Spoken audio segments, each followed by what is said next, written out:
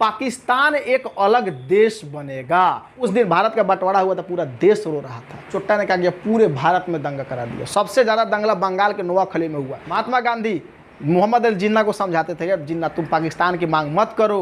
सीधे कहता था, पाइप पीता था चुट्टा, उसका संस्कार नहीं था। सीधा कहता था पाकिस्तान बनाओगे कि खून की दरिया बहाओगे। मौलाना अबुल कलाम आज़ाद जमा मस्जिद पे खड़ा होकर बोले, चिल्ला रहे थे, ए मुसलमानों तुम भारत छोड़ के मत जाओ, मत जाओ। ये मस्जिद की मीनारें तुम्हें पुकार पुकार के कह रही है। तो मोहम्मद अली जिन्ना सूअर भी खाता था और एक मुस्लिम था, और गाय भी खाता था, दोनों खाता था चुट्टा। आज अगर पूरी दुनिया में मुसलमानों को गाली दिया जाता है ना, तो सिर्फ पाकिस्तान की वजह से। इस वीडियो में हम लोग मुस्लिम लीग के ऊपर चर्चा करेंगे। इस वीडियो में हम ये भी चर्चा करेंगे कि भारत से पाकिस्तान कैसे अलग हुआ, भारतीय क्रांतिकारियों ने पाकिस्तान को किस परिस्थितियों में, किस मजबूरी में पाकिस्तान को अलग करना पड़ा, मोहम्मद अली जिन्ना कैसा इंसान था, इस वीडियो में हम ये भी जानेंगे। मुस्लिम लीग की स्थापना 1906 में आगा खान ने किया था। इसमें सलीमुल्लाह भी थे, लेकिन मेन रूप से जो भूमिका था वो आगा खां था। इन लोगों की मानसिकता ये थी कि भारत में मुसलमानों को उतना वर्चस्व नहीं है। उस समय जो था ना, मिंटो द्वितीय यहाँ का गवर्नर था, यानी कि यहाँ का वायसराय था। मिंटो द्वितीय जो था ना, हमेशा हिंदू मुसलमान को आपस में लड़ाते रहता था, और हिंदू को कहीं भड़काता था, कहीं मुस्लिम को भड़काता था। वो हमेशा हिंदू और मुसलमान को आपस में लड़ाते रहता था, आपस में उलझे रहे, ताकि हम पर कोई विद्रोह ना करे, हम पर कोई आंदोलन ना करे, कोई बगावत ना करे। मिंटो द्वितीय को सांप्रदायिकता का जनक कहा जाता है। मिंटो द्वितीय ने जब मुस्लिम लीग की स्थापना हो गया, तो उन लोगों को भड़काना चालू किया कि तुम लोगों को उतना वैल्यू नहीं दे रहा है कांग्रेस, तुम लोग भारत में एक अलग पृथक राज्य की मांग करो, यानी पृथक क्षेत्र की मांग करो। पृथक क्षेत्र की माने अलग एक कहोगे, तुम लोगों का एक आरक्षित सीट चाहिए जहां से हमेशा मुस्लिम ही कोई कैंडिडेट खड़ा होगा या अंग्रेजों से बात करेगा। वहाँ मुस्लिम के अलावा नॉन मुस्लिम का कोई ऐसा कैंडिडेट खड़ा नहीं हो सकता है, कहीं पर चुनाव हो या कुछ भी हो, कोई बात रखने के लिए। उनको भड़काया, लेकिन इन लोगों ने इनके क्या हुआ कि मिंटो द्वितीय के बाद में आ गया, और आने के बाद में इन्होंने पृथक क्षेत्र की मांग कर दिया। 1909 में पृथक क्षेत्र की मांग किया था, लेकिन वो लोग ज़्यादातर उतना दूर तक नहीं सोचते थे। कांग्रेस पार्टी ने इसका विरोध किया। कांग्रेस पार्टी ने कहा कि इसका इस तरह से अगर होगा तो मिंटो द्वितीय आपस में हिंदू मुसलमान को लड़ाते रहेगा, जिस वजह से हम लोग आपस में उलझे रहेंगे, अंग्रेज़ों के खिलाफ हम लोग नहीं लड़ पाएंगे, अंग्रेज़ों का आंदोलन से हम नहीं कर पाएंगे, अंग्रेज़ों से आज़ादी नहीं मिल पाएगा। और अंग्रेज मिंटो द्वितीय चाहता था कि दोनों आपस में लड़ेगा तो हम अधिक दिनों तक शासन करेंगे, भारत से लूट के ले जाएंगे। लेकिन मुस्लिम लीग को समझ में नहीं आ रहा था। देखिए, मुसलमान कहीं पर भी देखेंगे भारत में ना, तो ज़्यादा पढ़ा लिखा नहीं मिलता है, बहुत कम पढ़ा लिखा मिलता है। वजह यह है कि मुस्लिम लोग में होता है कि धर्म को ज़्यादा अहमियत दिया जाता है और दुनियादारी को कम। ऐसे नहीं करना चाहिए, धर्म को भी साथ में ले चलना चाहिए और दुनियादारी को भी लेकर चलना चाहिए, नहीं तो दुनिया में बहुत पीछे हो जाएंगे। अब मुस्लिम लोग पूरी दुनिया में पीछे हो गया। आज से कुछ 100 साल पहले पूरी दुनिया में सबसे शक्तिशाली मुसलमान था, जिस समय तलवारों से लड़ाइयाँ वगैरह हुआ करता था। लेकिन आज जब टेक्नोलॉजी आया तो पूरी दुनिया में पीछे हो गया। ऐसा नहीं है कि जो लोग आगे बढ़ा है वो अपने धर्म को छोड़ करके सिर्फ दुनियादारी के पढ़ा है। वो यहूदियों की संख्या सिर्फ 60 लाख है। जितने भी OIC के संगठन के देश है, लगभग 56-57 देश है, इन लोग सभी मिल करके उन 60 लाख यहूदियों का मुकाबला नहीं कर पाता। क्यों? क्योंकि वो बहुत आगे एडवांस हो चुका है। वो अपने धर्म के लिए भी वो लोग भी लड़ता है, लेकिन मुस्लिम लोग में होता है ज़्यादा पढ़ता नहीं है, बहुत सारे अंधविश्वास पर विश्वास करता है मुस्लिम लोग में।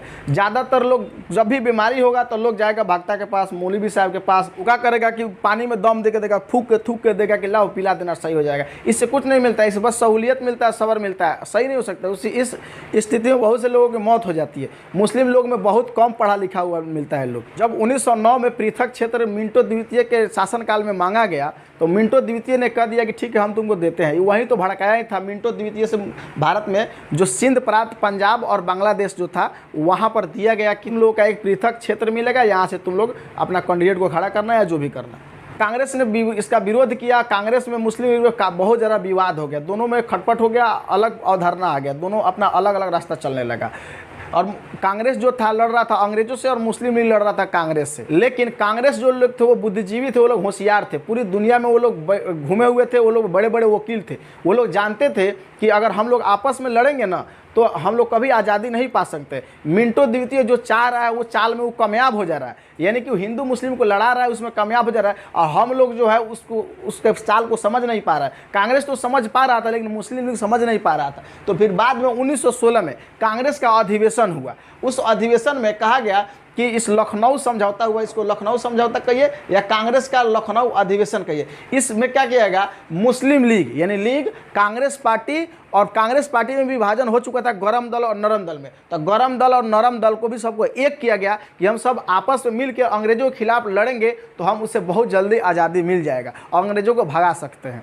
यानी कि ये जो मिंटो द्वितीय ने जो जाल बिछाया था, उस जाल के एकदम इन लोगों ने उल्टा काम किया, यानी कि उसके जाल को समझ करके सब कोई एक हो गया लखनऊ समझौता में, कांग्रेस, मुस्लिम लीग, गरम दल और नरम दल सब एक हो गया। लेकिन मुस्लिम लीग की मानसिकता कुछ और ही थी। कांग्रेस में जो था हिंदू भी था और मुस्लिम था, लेकिन मुस्लिम लीग में जो था वो सिर्फ मुस्लिम था, और वो मुस्लिम जो पाकिस्तान के सपोर्टर थे, जो मोहम्मद अली जिन्ना के सपोर्टर थे। बाद में क्या हुआ कि अंग्रेज़ों के बहुत ज़्यादा दबाव मिला, यानी कि असहयोग आंदोलन हुआ, खिलाफत आंदोलन हुआ, सविनय अवज्ञा आंदोलन हुआ, डांडी मार्च हुआ, बहुत सारा ऐसे हुआ जिस वजह से अंग्रेज़ परेशान हो गया। उस परेशानी की वजह से अंग्रेज़ों ने भारत में कर दिया कि अब प्रांतीय चुनाव होगा। भारत में उस समय 10 राज्य था, 10 राज्यों में जो जीत के आएगा उससे वहाँ पर केंद्र सरकार जो अंग्रेज़ का था उसकी बात मानेगा। और मुस्लिम लीग को भी भड़काया कि हम क्या करते हैं कि प्रांतीय चुनाव कराते हैं, तुम भी चुनाव में खड़ा होना, तुम जीत जाना। 10 राज्य है, 10 राज्य में तो अगर 6 राज्य जीत जाते हो, वहाँ से कुछ भी, कोई भी अगर संविधान या कोई भी बात को वहाँ से पारित करा के लाओगे तो हम उस बात को मानेंगे। तो 1937 में सबसे पहली बार भारत में प्रांतीय चुनाव हुआ।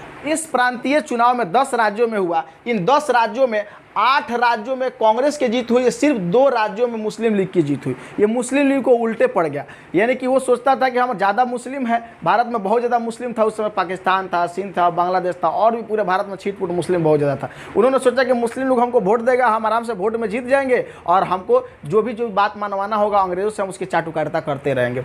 लेकिन ये संभव नहीं हुआ, उल्टा पड़ गया। क्या वो कांग्रेस ने 8 सीट पर जीत गया और लीग ने 2 सीट पर जीता। लीग जहाँ पर मुस्लिम बहुमूल्य इलाका था वहाँ पर भी कांग्रेस ने जीता, क्योंकि भारत में बहुत कम मुस्लिम थे जो मुस्लिम लीग का सपोर्ट करते थे, जो जिन्ना का सपोर्ट करते थे। नहीं तो ज़्यादातर मुस्लिम कहाँ पर थे, वो कांग्रेस के सपोर्ट में थे और कांग्रेस को वोट देते थे। कांग्रेस जो पार्टी था वो सबको मिला के चलता था, हिंदू और मुस्लिम सबको। लेकिन लीग जो था एक कट्टर पार्टी बन चुका था मुसलमानों का। 8 राज्यों में कांग्रेस की सरकार बन गई और 2 राज्यों में मुस्लिम लीग की सरकार बनी। अब क्या हुआ कि द्वितीय विश्व युद्ध शुरू हुआ। द्वितीय विश्व युद्ध 1939 में जब शुरू हो गया तो ब्रिटेन में सैनिकों की कमी पड़ गई। जर्मनी ने खूब धोया ब्रिटेन को, तो सैनिकों की कमी पड़ गई। तो यहाँ से कहा कि भारत से 3 लाख सैनिक कहाँ पर, ब्रिटेन की तरफ से द्वितीय विश्व युद्ध में लड़ेगा। अब भारतीय सैनिक को ये इन्फॉर्मेशन मिला कि हम लोग जा रहे हैं द्वितीय विश्व युद्ध में 3 लाख सैनिक यहाँ से लड़ने के लिए, तो बौखला गया। कहा कि कांग्रेस ने कैसे ये अनुमति दे दिया। कांग्रेस से पूछा गया कि तुमने ये अनुमति दिया है। कांग्रेस बोला कि हमको पता नहीं है। तो कायला बैठल है वहाँ पर सरकार में। जब आप बैठे हैं, कांग्रेस ने कहा कि हम जब सरकार में बैठे हैं और 10 राज्यों में से 8 राज्यों में हमारा शासन है, तो हमसे बिना पूछे कोई अंग्रेज कर रहा है, इसका मतलब हम कठपुतली नाम का बैठा है, क्या फ़ायदा हमको बैठने का। तो क्या हुआ कि 1939 में 22 दिसंबर 1939 को कांग्रेस ने 8 राज्यों से सामूहिक त्याग पत्र दे दिया। 8 राज्यों से कांग्रेस ने सामूहिक त्याग पत्र दे दिया। कहा कि हम शासन में नहीं रहेंगे। विरोध किया कि हमसे क्यों नहीं पूछा जा रहा है, भारत का 3 लाख सैनिक नहीं जाएगा वहाँ पर द्वितीय विश्व युद्ध में लड़ने। तो लीग जो था, मुस्लिम लीग, सिर्फ 2 राज्यों में शासन था। ये कांग्रेस का कोई बातें नहीं कांग्रेस में इसका कोई बात नहीं चल रहा था। मुस्लिम लीग हमेशा परेशान रहता था, क्योंकि कोई भी कानून पारित करने के लिए बहुमत चाहिए था, उसके पास बहुमत नहीं था। अब मुस्लिम लीग बहुत खुश हुआ कि हमने, अब क्या हुआ कि 8 राज्यों से ये तो चला गया, अब हम 2 राज्य था, अब हम सबसे ज़्यादा बहुमत में आ गया, हमारा अंग्रेज हमारा बात मानेगा। मुस्लिम लीग ने इसी दिनांक को क्या हुआ कि मुक्ति दिवस मनाया था। इसी दिनांक को भारत में जगह जगह पर, पूरी भारत में जगह जगह मुक्ति दिवस मनाया था। कहीं कहीं पर जाकर लखनऊ में, अलग अलग यूपी में, बहुत सारी जगह पर बहुत कम मुसलमान लोग जाता था इस मुक्ति दिवस में, और वहाँ भाषण सुनता था। भाषण यही था कि यहाँ पर कांग्रेस मुसलमानों का वैल्यू नहीं देता है, मुसलमान को भड़काता था, कांग्रेस मुसलमानों को देखना नहीं चाहती है, वगैरह वगैरह लबरई का झूठ लोगों को परोसता था कानों में। मुस्लिम लीग जो था वो अंग्रेजों ने ही बनवाया था ताकि हिंदू मुसलमान आपस में लड़ते रहे। बाद में क्या हुआ, मोहम्मद अली जिन्ना ने मुस्लिम लीग के तहत 1940 में कहा कि अब पृथक क्षेत्र से काम नहीं चलने वाला, पाकिस्तान एक अलग देश बनेगा। उन्होंने मांग किया। लाहौर अधिवेशन हुआ रावी नदी के तट पर, वहाँ पर अलग देश पाकिस्तान की मांग किया। पाकिस्तान उस समय था ही नहीं। जहाँ पर पाकिस्तान है ना, वहाँ पर सिंध और पंजाब राज था, और जहाँ पर बांग्लादेश था वो बंगाल था। वहाँ पर कोई पाकिस्तान था ही नहीं। लेकिन इन लोगों ने पाकिस्तान एक अलग देश बनाने की मांग किया कि हमारा एक अलग मुसलमानों का एक इस्लामिक कंट्री बनना चाहिए। पाकिस्तानों का मांग किया। ये मांग को सुन करके लोग बौखला गए। फिर क्या हुआ कि 1945 में शिमला समझौता हुआ। वेबेल था उस समय, वेबेल ने ये शिमला समझौता किया था। इस शिमला समझौता में कहा गया कि अंग्रेज के पास उस समय 14 डिपार्टमेंट था शासन करने के लिए।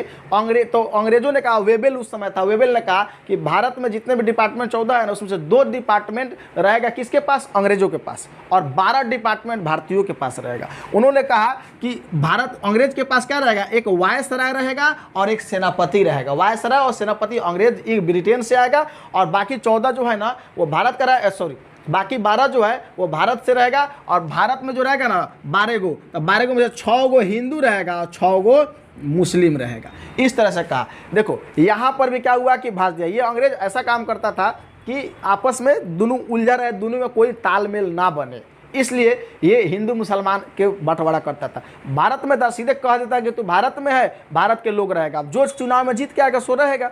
तो उन्होंने कह दिया। तो यहाँ पर मोहम्मद अली जिन्ना थे और कांग्रेस भी पार्टी था। तो मोहम्मद अली जिन्ना कहा कि ना जी 6 गो जो है ना, 6 गो आएगा तो मुसलमान वो कहाँ से आएगा, मुस्लिम लीग से आएगा, और 6 गो हिंदू आएगा वो कांग्रेस पार्टी से आएगा। कांग्रेस से आएगा कौन, 6 गो, और मुस्लिम लीग जो था उससे आएगा कै गो, 6 गो आएगा।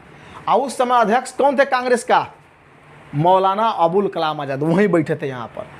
मौलाना अबुल कलाम एक मुस्लिम थे और कांग्रेस के अध्यक्ष थे। सबसे नवयुवक 25 साल की उम्र में आज़ादी से पहले सबसे अधिक दिनों तक कांग्रेस का अध्यक्ष रहने वाला मौलाना अबुल कलाम आज़ाद थे।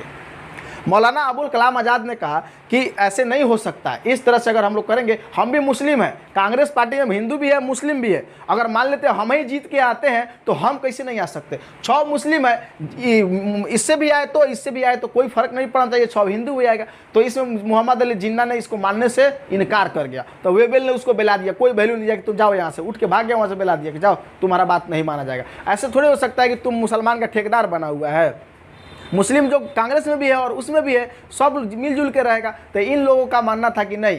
क्या हुआ, मोहम्मद अली जिन्ना वहाँ से छोड़ के भाग गया वहाँ से, उसका कोई मनाना भी नहीं, चला गया। अभी मोहम्मद अली जिन्ना कहा कि हमारा कोनो वैल्यू ही नहीं दे रहा, हमारा कोनो इज्जत नहीं दे रहा, हमारा कोनो पूछ ही नहीं रहा। तो इन्होंने क्या किया, अब जैसे ना होता है कि कोई आदमी अपने बहुत ज़्यादा गुस्सा में आता है तो अपने शरीर में दांतें काट लेता है। तो इन्होंने क्या किया, 16 अगस्त 1946 को मोहम्मद अली जिन्ना कह दिया कि अब छुप छुप के नहीं होगा, अब डायरेक्ट एक्शन प्लान होगा, यानी कि खुलेआम होगा, डायरेक्ट होगा एकदम पूरी तरह से। इन्होंने क्या किया चुट्टा, पूरे भारत में दंगा करा दिया। हिंदू और मुसलमानों में इतना दंगा हुआ, पूरे भारत में दंगा करा दिया। महात्मा गांधी उस समय जेल में थे क्योंकि वो आंदोलन चला रहे थे, करो या मरो का नारा दे करके भारत छोड़ो आंदोलन चला रहे थे। उस आंदोलन में उन्होंने इतना ज़बरदस्त आंदोलन किया, अंग्रेज मजबूर हो गया था। वहाँ से दिखने लगा था कि अब हम लोग आज़ाद हो जाएंगे, लेकिन इन चुट्टा ने क्या किया, पूरे भारत में दंगा करा दिया। सबसे ज़्यादा दंगा बंगाल के नोआखली में हुआ। और अंग्रेज जो था, अंग्रेजी सैनिक जो फौज था, अंग्रेजी सैनिक चुपचाप हाथ बांध के देख रहा था, कुछ नहीं कर रहा था कि दंगा शांत करे। उस चाह रहा था कि दोनों आपस में लड़े, हिंदू मुसलमान खूब लड़े। जिन्ना को तो दिमागे नहीं था चुट्टा को, वो पढ़ल लिखल ज़्यादा मुसलमान में थोड़े होता है, दूर तक नहीं सोचता है लोग। दूर तक सोचेगा तब ना पता चलेगा कि अच्छाइया क्या होता है, बुराइया क्या होता है। दुरुस्त सोच नहीं था इनकी सोच दूरदर्शी नहीं थी मोहम्मद अली जिन्ना के। ये एक वकील थे लेकिन दूरदर्शी सोच नहीं था। ये एक ऐसा आदमी थे, बेवकूफ़ आदमी थे, दिमाग इनका नहीं था। अगर जिन्ना अगर मुस्लिम नहीं होता तो उसका कोई वैल्यू नहीं देता, क्योंकि वो वकील था और मुस्लिम लोग उसके सपोर्ट में कुछ आ गया था, जो अलग मानसिकता के लोग थे। नोआखली में वगा वरगा 20,000 से ज़्यादा महिलाओं का बलात्कार किया गया था सिर्फ बंगाल में, और 10,000 से ज़्यादा लोगों को मारा गया था। लेकिन अंग्रेज की सैनिक चुपचाप हाथ बांध के देख रही थी, कोई ऑर्डर नहीं था कि लड़ते रहो, लड़ेगा आपस में खूब लड़ो, सब सपोर्ट करता था, जिधर ज़्यादा बहुमत मिलता था उधर अंग्रेज।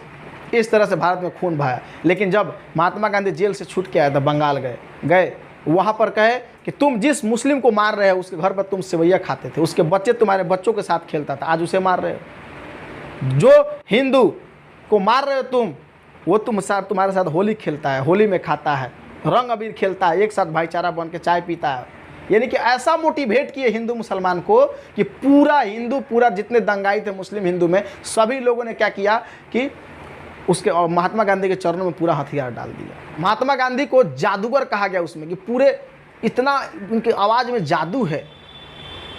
कहा कि एक अंग्रेजों को बहकावे में आ गया महात्मा गांधी ने और जादूगर कहा। अंग्रेजों ने कहा कि ये वन मैन आर्मी है, इंसान नहीं है, वन मैन आर्मी है। क्यों? क्योंकि इन्होंने एक ऐसा काम कर दिया कि हमारे पूरी सैनिक नहीं कर पाए। एक भाषण में इन्होंने क्या कर दिया कि पूरे दंगा को शांत कर दिया। और मोहम्मद अली जिन्ना कितना दंगा शांत करे, इधर शांत कराते थे तब तक भागलपुर में हो जाता था, रांची में हो जाता था, पूरे भारत में दंगा होना चालू हो जाता था। महात्मा गांधी मोहम्मद अली जिन्ना को समझाते थे कि जिन्ना तुम पाकिस्तान की मांग मत करो। सीधे कहता था, पाइप पीता था चुट्टा, उसके साथ संस्कार नहीं था। सीधा कहता था पाकिस्तान बनाओगे कि खून की दरिया बहाओगे। अब महात्मा गांधी कहते थे कि देख जिन्ना तू मेरा भाई है, मेरे भाई, तुम कायदे आजम है, तुम्हें कायदे आजम कहा जाता है, तुम बात मान लो, भारत की पाकिस्तान से अलग मत करो, भारत का बंटवारा मत करो। लेकिन किसी का बात नहीं सुनता था। महात्मा गांधी कहते थे कि अगर भारत का विभाजन होगा तो हमारे लाश पर होगा। लेकिन भारत में हिंसा को देख करके बहुत मजबूरी में भारत को क्या किया गया, बंटवारा किया गया इन चोट्टा की वजह से। इसीलिए कहता हूँ कि मुस्लिम ज़्यादा पढ़ता नहीं है। जो लोग जिन्ना के सपोर्ट में थे वो 14 अगस्त 1947 जब पाकिस्तान बना तो उस पाकिस्तान चले गए। लेकिन जिसके पूर्वज जिन्ना के सपोर्ट में नहीं थे, कांग्रेस पार्टी के सपोर्ट में, तो वो भारत में रह गए। जो जिन्ना के सपोर्ट में वो चला गया।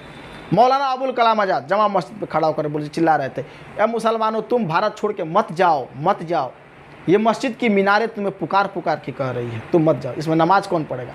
आज जाइए सिंध प्रांत में, पंजाब में वगैरह, हरियाणा में, पंजाब में बहुत से जगह है, बहुत एक भी मुस्लिम नहीं, सारा मुस्लिम कहाँ चला गया, पाकिस्तान।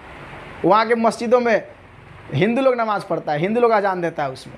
ये खूबसूरती है भारत की। महात्मा गांधी रोने लगे कि नहीं ऐसे मत करो जिन्ना, लेकिन मानता नहीं था चुट्टा। भारत में जब 15 अगस्त 1947 को जब झंडा फहराया गया ना, तब भारत के सारे क्रांतिकारी के मन में खुशी था कि हम आज़ाद हो गए। लेकिन आंख में आंसू था कि हम आज़ाद तो हुए, लेकिन भारत माँ की आंचल के 2 खंडों में बांट दिया गया। भारत माता रो रही थी उस समय, पूरे देश रो रहा था कि हमने भारत को बंटवारा कर दिया। हमने कभी सोचा नहीं था कि इस तरह से हमें आज़ादी मिलेगा, कि हम रो के आज़ादी लेंगे। हमने सोचा था खुशी खुशी आज़ादी लेंगे, लेकिन रो के आज़ादी मिला हम लोगों को। ये मोहम्मद अली जिन्ना की मानसिकता ऐसी थी। मोहम्मद अली जिन्ना जो चोट्टा था, उसके सपोर्ट में देखिए किस तरह के मुसलमान था। मोहम्मद अली जिन्ना सूअर भी खाता था और एक मुस्लिम था, और गाय भी खाता था, दोनों खाता था चोट्टा। और उसके बातों में आकर के कुछ पाकिस्तानी लोगों ने भारत का बंटवारा कर दिया, उसके सपोर्ट में आकर के। 1940 के बाद उन्होंने सूअर खाना बंद किया जब पाकिस्तान का मांग किया था, और नमाज पढ़ना चालू कर दिया लोगों को दिखाने के लिए। उसकी मानसिकता कैसी थी, सूअर खाने वाला आदमी था वो मोहम्मद अली जिन्ना, सूअर खाता था। देखिए मुसलमानों में सूअर कितना हराम होता है, वो सूअर खाता था। और उन लोगों के बात में जो मान करके पाकिस्तान एक देश बनाया गया, मजबूरी में रो रो करके बनाया गया। भारत के उस दिन दिल काँप रहा था, दिल रो रहा था। जैसे 2 भाई अलग होता है ना, तो मन में भाई के प्रति नफरत होता है, लेकिन आंख में आंसू होता है कि हम एक दिन साथ में खेले थे, आज हम अलग हो रहे हैं। लेकिन उस दिन भारत का बंटवारा हुआ था, पूरा देश रो रहा था। आज़ादी तो मिली, लेकिन उस आज़ादी में जो खुशी होना था वो खुशी नहीं मिल पाया। आज अगर पूरी दुनिया में मुसलमानों को गाली दिया जाता है ना, तो सिर्फ पाकिस्तान की वजह से। पूरी दुनिया में अगर मुसलमानों के नीचे दृष्टि से देखा जाता है ना, तो सिर्फ पाकिस्तान की वजह से। चोट्टा कश्मीर जैसे स्वर्ग को, दुनिया का स्वर्ग कश्मीर को कहा जाता है, कश्मीर जैसे स्वर्ग राज्य को, स्वर्ग स्थान को उन्होंने जहन्नुम बना दिया है। कहीं पर चोट्टा आता है, बम भड़का देता है, आतंकवाद फैला देता है। कौन फैलाया था? मुस्लिम है। अब भारत के मुसलमानों को भी गाली सुनना पड़ता है। भारत में भी अगर मुसलमान को कोई गाली देता है तो उसका भी सिर्फ पाकिस्तान को जाता है। उसी के वजह से वही जो चोट्टा है उल्टा सीधा काम करता है, दुनिया भर के मुसलमानों को बदनाम करता है। कहीं से आतंकवाद होता है तो पाकिस्तानी मुस्लिम होता है, पाकिस्तानी मुस्लिम होता है, आतंकवाद फैलाता है। उस वजह से पूरे मुसलमान बदनाम हो गया। सीधे मुसलमानों के धर्म के नाम पर वहाँ ब्रेन वॉश कर दिया था। अब देखो जिन्ना जैसे मानसिकता, सूअर खाने वाला इंसान, जिन्ना जैसे मानसिकता को पैदा करने वाला जिस देश में गया है, वहाँ जिन्ना जैसे मानसिकता से ही देश पैदा हुआ है, तो उसकी मानसिकता कैसी होगी? उसके दिल में रहम नहीं रहेगा। भारत के मुसलमानों के देखो, कहीं भी जाता है तो भारतीय कहलाता है और गर्व से कहता है भारत है। उससे कहीं पर भी आतंकवाद का कोई भी ऐसे नहीं होता है। बस पाकिस्तान की वजह से थोड़ा मुसलमानों को गाली सुनना पड़ जाता है। चोट्टा अभी भी नहीं संभलता है, ये नहीं जानता है कि देश का विकास आतंकवाद से नहीं फैलता है, देश का विकास शांति से, अमन से फैलता है। कश्मीर जैसे राज्य को जहन्नुम बना के रख दिया है। कश्मीर में कश्मीरी पंडितों को भगाना या जो भी करना सब पाकिस्तानियों के हाथ है। भारत में अगर गाली सुनता है मुसलमान तो सिर्फ पाकिस्तान की वजह से। लेकिन आज भी कुछ अपने देश में भी कुछ लोग हैं जो पाकिस्तान का सपोर्ट करता है। लालच है वैसे आदमी पर। अपने देश की मिट्टी में रह कर, अपने देश की नमक खा करके भारतीय सैनिक उनकी सुरक्षा करता है। और इंडिया पाकिस्तान का मैच होता है तो कहता है कि बाबर आजम बाड़ा के मरई थोड़ी रहे, ऐसे बोलता है। चुट्टा है सब जो अपने देश के साथ गद्दारी कर रहा है। ऐसे नहीं करना चाहिए। अगर अपने देश का जो अगर गद्दारी कर रहा है, अपने देश का अगर नहीं है, देश से मोहब्बत नहीं है, तो इस्लाम में भी नहीं है। क्योंकि इस्लाम में भी कहा गया है कि जिस मुल्क में रहो उस मुल्क की तरफदारी करो, उस मुल्क की हिफाजत करो। ये कैसा मुसलमान है पाकिस्तानी, सब चुट्टा, सब समझ में नहीं आता है। इसमें राजनीतिक पार्टियां भी भाग लेने लगा हिंदू मुसलमान करके। इसकी वजह कौन है? पाकिस्तान है। अगर वो अमन चैन से रहता तो अलग हो गया, चलो कोई बात नहीं है, लेकिन अमन चैन से रहता तो भारत में भी ऐसी हालात नहीं होती। लेकिन ये उतार चढ़ाव हमेशा आते जाते रहता है, कभी गर्मी कभी लर्मी होते रहता है। आप देखेंगे कि दुनिया में कोई भी ऐसा आदमी नहीं है, कोई भी सल्तनत नहीं है जो हमेशा के लिए कायम है। मुग़ल साम्राज्य नहीं रहा, अशोक नहीं रहे, दिल्ली सल्तनत नहीं रहा, पृथ्वीराज चौहान नहीं रहे। तो हम लोग किस खेत के मूल्य है? आज है, कुछ दिन में ख़त्म हो जाएंगे।